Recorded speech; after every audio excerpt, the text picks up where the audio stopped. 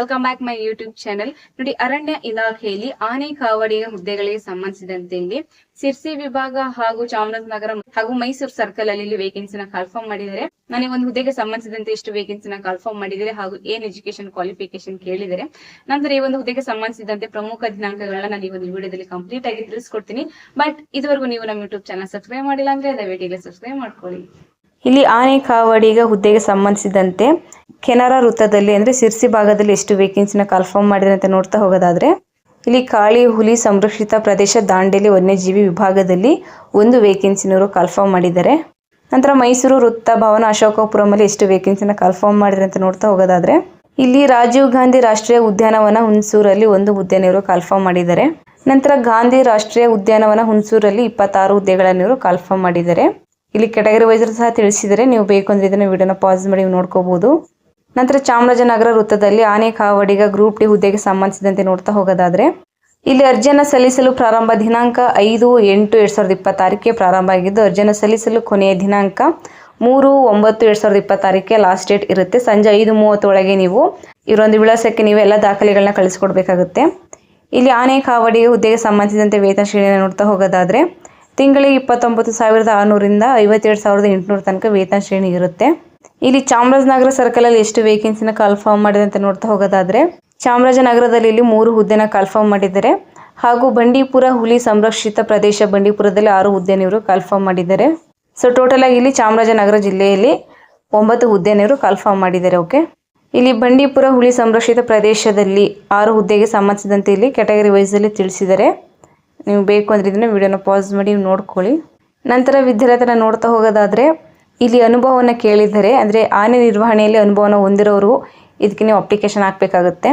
ನಂತರ ವಯೋಮಿತಿ ನೋಡ್ತಾ ಹೋಗೋದಾದ್ರೆ ಕನಿಷ್ಠ 18 ವರ್ಷ ಆಗಿರಬೇಕು. ನಂತರ ಗರಿಷ್ಠ ವಯೋಮಿತಿ ನೋಡ್ತಾ ಹೋಗೋದಾದ್ರೆ, ಇಲ್ಲಿ ಸಾಮಾನ್ಯ ವರ್ಗದ ಅಭ್ಯರ್ಥಿಗಳಿಗೆ ಗರಿಷ್ಠ 35 ವರ್ಷಗಳು, ಪ್ರವರ್ಗ 2A 2B 3A 3B ಅಭ್ಯರ್ಥಿಗಳಿಗೆ ಗರಿಷ್ಠ 38 ವರ್ಷಗಳು, ಪರಿಶಿಷ್ಟ ಜಾತಿ ಪರಿಶಿಷ್ಟ ಪಂಗಡ ಪ್ರವರ್ಗ 1 ಅಭ್ಯರ್ಥಿಗಳಿಗೆ ಗರಿಷ್ಠ 40 ವರ್ಷಗಳು. ನಂತರ ಮಾಜಿ ಸೈನಿಕ ಅಭ್ಯರ್ಥಿಗಳಿಗೆ ಅವರು ಸೇವೆ ಸಲ್ಲಿಸಿದ ಅವಧಿಗೆ ಅಂದರೆ 3 ವರ್ಷಗಳ ಸಡಿಲಿಕೆಯನ್ನು ಅವರಿಗೆ ನೀಡ್ತಾರೆ. ನಂತರ ನಿಮ್ಮೊಂದು ಆಯ್ಕೆ ವಿಧಾನ ಹೇಗಿರುತ್ತೆ ಅಂತ ನೋಡ್ತಾ ಹೋಗೋದಾದ್ರೆ, ಇಲ್ಲಿ ಸಂದರ್ಶನ ಮತ್ತು ಆನೆ ನಿರ್ವಹಣೆ ಪರೀಕ್ಷೆಗೆ ಸಂಬಂಧಿಸಿದಂತೆ ನೀವು ನಿಗದಿತ ದಿನಾಂಕ ಹಾಗೂ ಸಮಯದಲ್ಲಿ ನೀವು ಹಾಜರಾಗಬೇಕಾಗುತ್ತೆ. ಇಲ್ಲ ಅಂತಂದರೆ ಇವರು ನಿಮ್ಮ ಒಂದು ಅಭ್ಯರ್ಥಿತ್ವವನ್ನು ಅನರ್ಹಗೊಳಿಸ್ತಾರೆ.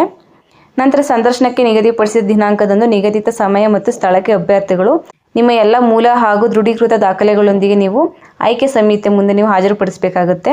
ನಂತರ ನೀವು ಯಾವ ದಾಖಲೆಗಳು ಯಾವ ದೃಢೀಕೃತ ದಾಖಲೆಗಳನ್ನ ನೀವು ಹಾಜರುಪಡಿಸಬೇಕು ಅಂತ ನೋಡ್ತಾ ಹೋಗೋದಾದ್ರೆ, ಇಲ್ಲಿ ಆನೆ ನಿರ್ವಹಣೆಯಲ್ಲಿ ಅನುಭವ ಹೊಂದಿರುವ ಬಗ್ಗೆ ವಲಯ ಅರಣ್ಯಾಧಿಕಾರಿ ಅಥವಾ ಅವರಿಗಿಂತ ಮೇಲ್ಪಟ್ಟ ಅಧಿಕಾರಿಗಳಿಂದ ನೀವು ಪಡೆದ ಪ್ರಮಾಣ ಪತ್ರ ಮತ್ತು ಕರ್ನಾಟಕ ರಾಜ್ಯ ವ್ಯಾಪ್ತಿಯ ಅಧಿಸೂಚಿತ ಅರಣ್ಯದೊಳಗೆ ಪ್ರಸ್ತುತ ವಾಸ ಮಾಡುತ್ತಿದ್ದಾರೆ ಎಂಬ ಬಗ್ಗೆ ಸಂಬಂಧಿಸಿದ ವ್ಯಾಪ್ತಿಯ ತಹಸೀಲ್ದಾರರಿಂದ ಪಡೆದ ಪ್ರಮಾಣ ಪತ್ರ ಮತ್ತು ಜನ್ಮ ದಿನಾಂಕದ ದೃಢೀಕೃತ ಪತ್ರ ಅಂದರೆ ಜನನ ಪ್ರಮಾಣ ಪತ್ರ ಅಥವಾ ಶಾಲಾ ದಾಖಲಾತಿ ಪತ್ರ ಅಥವಾ ಆಧಾರ್ ಕಾರ್ಡನ್ನು ಸಹ ನೀವು ಹಾಜರುಪಡಿಸಬೇಕಾಗುತ್ತೆ.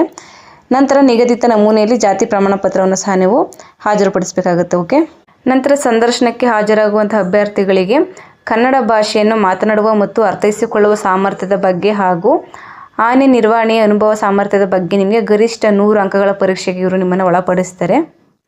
ನಂತರ ಸಂಬಂಧಿತ ಪರೀಕ್ಷೆಗಳಲ್ಲಿ ಗಳಿಸಿದ ಅಂಕಗಳ ಆಧಾರದ ಮೇಲೆ ಹಾಗೂ ಪ್ರಸ್ತುತ ಚಾಲ್ತಿಯಲ್ಲಿರುವಂತಹ ಮೀಸಲಾತಿ ನಿಯಮಗಳ ಅನುಸಾರ ಅರ್ಹ ಅಭ್ಯರ್ಥಿಗಳ ಆಯ್ಕೆ ಪಟ್ಟಿಯನ್ನು ಸಿದ್ಧಪಡಿಸಿ ನಿಮ್ಮ ಆಯ್ಕೆನ ಮಾಡ್ಕೋತಾರೆ. ಇದಕ್ಕೆ ಅಪ್ಲಿಕೇಶನ್ ಹಾಕಬೇಕು ಅಂತಂದರೆ ಆಫ್ಲೈನ್ ಮೂಲಕ ನೀವು ಅಪ್ಲಿಕೇಶನ್ ಹಾಕಬೇಕಾಗುತ್ತೆ. ಅಂದರೆ ಇವರೊಂದು ಅಫಿಷಿಯಲ್ ವೆಬ್ಸೈಟ್ಗೆ ಹೋಗಿ ನೀವು ಈ ರೀತಿ ಒಂದು ಅರ್ಜಿ ನಮೂನೆಯನ್ನು ನೀವು ಡೌನ್ಲೋಡ್ ಮಾಡ್ಕೊಂಡು ಇದನ್ನು ಭರ್ತಿ ಮಾಡಬೇಕಾಗುತ್ತೆ. ಓಕೆ, ಇಲ್ಲಿ ನೀವು ನಿಮ್ಮ ಒಂದು ಫೋಟೋನ ಅಂಟಿಸಿ ಜೊತೆಗೆ ನಿಮ್ಮ ಹೆಸರು, ನಿಮ್ಮ ಒಂದು ಲಿಂಗ, ನೀವು ಪುರುಷ ಆಗಿರೋ ಪುರುಷ ಅಥವಾ ಮಹಿಳೆ ಆಗಿರೋ ಮಹಿಳೆ ಅಂತ ಹಾಕಿ, ತೃತೀಯ ಲಿಂಗ ಅಂತ ಹಾಕಿ, ನಂತರ ಇಲ್ಲಿ ನಿಮ್ಮ ಒಂದು ಜನ್ಮ ದಿನಾಂಕ ಹಾಗೂ ಅಡ್ರೆಸ್, ದೂರವಾಣಿ ಸಂಖ್ಯೆ ಹಾಗೂ ನಿಮ್ಮ ಒಂದು ಕೆಟಗರಿಗೆ ಸಂಬಂಧಿಸಿದಂತೆ ಹಾಕಿ. ನಂತರ ಇಲ್ಲಿ ನೀವು ಕನ್ನಡ ಮಾಧ್ಯಮ ಗ್ರಾಮೀಣ ಅಭ್ಯರ್ಥಿನ ಅಥವಾ ಮಾಜಿ ಸೈನಿಕ ಅಭ್ಯರ್ಥಿನ ಅಂತ ಕೇಳಿದರೆ ಹಾಗೂ ನೀವು ಕರ್ನಾಟಕದ ಅರಣ್ಯದ ಒಳಗಡೆ ವಾಸಿಸ್ತಾ ಇದ್ದೀರಾ ಇಲ್ವಾ ಅಂತ ಕೇಳಿದರೆ ಎಸ್ ಆರ್ ನೋ ಅಂತ ಹಾಕಿ. ಓಕೆ, ಇದಿಷ್ಟನ್ನು ನೀವು ಫಿಲ್ ಮಾಡಿ ನಾನು ಹೇಳಿದಂಥ ಎಲ್ಲ ದಾಖಲೆಗಳನ್ನು ನೀವು ಅಟ್ಯಾಚ್ ಮಾಡಿ ನೀವು ಯಾವ ಒಂದು ಸರ್ಕಲ್ಗೆ ನೀವು ಅಪ್ಲಿಕೇಶನ್ ಹಾಕ್ತಾ ಇದ್ದೀರಾ ಒಂದು ಸರ್ಕಲ್ಗೆ ನೀವು ಪೋಸ್ಟ್ ಮೂಲಕ ಆಗಿರ್ಬೋದು, ಇಲ್ಲಾಂದರೆ ಖುದ್ದಾಗಿ ನೀವೇ ತಲುಪಿಸ್ಬೋದು. ಓಕೆ, ಸೊ ಇದಿಷ್ಟು ಅರಣ್ಯ ಇಲಾಖೆಯಲ್ಲಿ ಕನ್ಫರ್ಮ್ ಮಾಡಿರುವಂತಹ ಆನೆ ಕಾವಡಿಗ ಹುದ್ದೆಗಳಿಗೆ ಸಂಬಂಧಿಸಿದಂತೆ ಮಾಹಿತಿ ಇದಾಗಿರುತ್ತೆ. ಇದಕ್ಕೆ ಅಪ್ಲಿಕೇಶನ್ ಹಾಕಬೇಕು ಅಂತಂದ್ರೆ ಇವರೊಂದು ಅಫಿಷಿಯಲ್ ವೆಬ್ಸೈಟ್ ಆದಂತಹ aranya.government.in ಒಂದು ವೆಬ್ಸೈಟ್ ಹೋಗಿ ನೀವು ಅರ್ಜಿ ನಮೂನೆನ ನೀವು ಡೌನ್ಲೋಡ್ ಮಾಡ್ಕೊಂಡು ಅದನ್ನ ಭರ್ತಿ ಮಾಡಿ ಇವರೊಂದು ವಿಳಾಸಕ್ಕೆ, ಅಂದ್ರೆ ನೀವು ಯಾವ ಒಂದು ಸರ್ಕಲ್ ಅಪ್ಲಿಕೇಶನ್ ಹಾಕ್ತಾ ಇರ್ತೀರಾ ಅವರ ಒಂದು ವಿಳಾಸಕ್ಕೆ ನೀವು ಪೋಸ್ಟ್ ಆಫೀಸ್ ಮೂಲಕ ಇರ್ಬೋದು, ಇಲ್ಲಾಂದ್ರೆ ಖುದ್ದಾಗಿ ನೀವೇ ತರಿಸಬಹುದು. ಓಕೆ, ಇದಕ್ಕೆ ನೀವು ಆಫ್ಲೈನ್ ಮೂಲಕ ಅಪ್ಲಿಕೇಶನ್ ಸಲ್ಲಿಸಬೇಕಾಗಿರುತ್ತೆ. ಇದಕ್ಕೆ ನೀವು ಯಾವುದೇ ರೀತಿಯಾದಂತಹ ಆನ್ಲೈನ್ ಮುಖಾಂತರ ಅಪ್ಲಿಕೇಶನ್ ಸಲ್ಲಿಸಲಿಲ್ಲ ಅವಕಾಶ ಇರೋದಿಲ್ಲ. ಓಕೆ, ಮತ್ತೆ ಲಾಸ್ಟ್ ಡೇಟ್ ಬಂದು ಸೆಪ್ಟೆಂಬರ್ 3ಕ್ಕೆ ಲಾಸ್ಟ್ ಡೇಟ್ ಇರುತ್ತೆ. ಸೊ ಆದಷ್ಟು ಬೇಗ ಅಪ್ಲಿಕೇಶನ್ ಹಾಕಿ. ಮತ್ತೆ ಯಾರೆಲ್ಲ ನಿಮ್ಮ ಫ್ರೆಂಡ್ಸ್ ಗಳು ಆನೆ ನಿರ್ವಹಣೆಯಲ್ಲಿ ಅನುಭವನ ಹೊಂದಿರ್ತಾರೆ ಅವ್ರಿಗೆ ಈ ಒಂದು ವಿಡಿಯೋ ಶೇರ್ ಮಾಡಿ, ಅವ್ರ ಇಂಟ್ರೆಸ್ಟ್ ಇತ್ತು ಅಪ್ಲೈ ಮಾಡ್ಲಿ ಅಂತ ಹೇಳ್ತಾ, ಮತ್ತೆ ಈ ಒಂದು ವಿಡಿಯೋ ಇಷ್ಟ ಆಯ್ತು ಅಂದ್ರೆ ದಯವಿಟ್ಟು ಒಂದು ಲೈಕ್ ಮಾಡಿ, ಶೇರ್ ಮಾಡಿ, ಸಬ್ಸ್ಕ್ರೈಬ್ ಮಾಡಿ. ಮತ್ತೆ ನೆಕ್ಸ್ಟ್ ವಿಡಿಯೋದಲ್ಲಿ ನಾನು ಇನ್ನೊಂದು ಇನ್ಫಾರ್ಮೇಶನ್ ಜೊತೆ ನಿಮ್ಮನ್ನ ಭೇಟಿ ಮಾಡ್ತೀನಿ. ಬಾಯ್.